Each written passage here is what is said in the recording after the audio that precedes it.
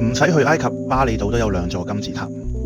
琴晚食完晚飯，旅館隻貓就衝咗我間房，然後賴死唔走，仲瞓咗一晚添。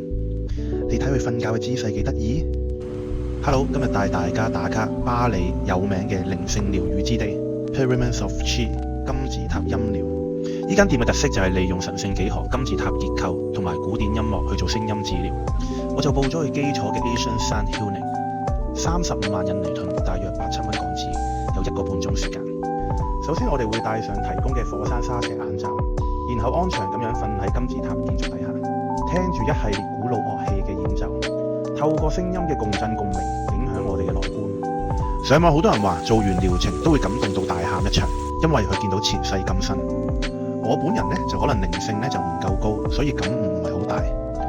聽住各種古典嘅音樂，有鑼有鼓有頌缽，亦都有北美印第安長笛，聲音營造出嚟呢，確實係好空靈宏大嘅。不過我嘅狀態呢，就一直入唔到去，但有意外地呢，又冇瞓着覺。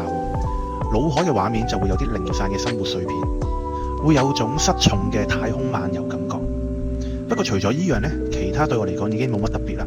雖然我嘅感悟唔大，不過你問我推唔推薦，我就覺得大家如果順道就可以不妨一試，畢竟每個人嘅靈性都唔一樣。最後呢，中心除咗療程之外呢，佢嘅素食餐廳都好出名嘅，所以臨走前都柯打咗佢一份素食千層麵。今日分享到呢度，希望大家多多支持 ，like、share、subscribe 我嘅 channel。我哋聽日見。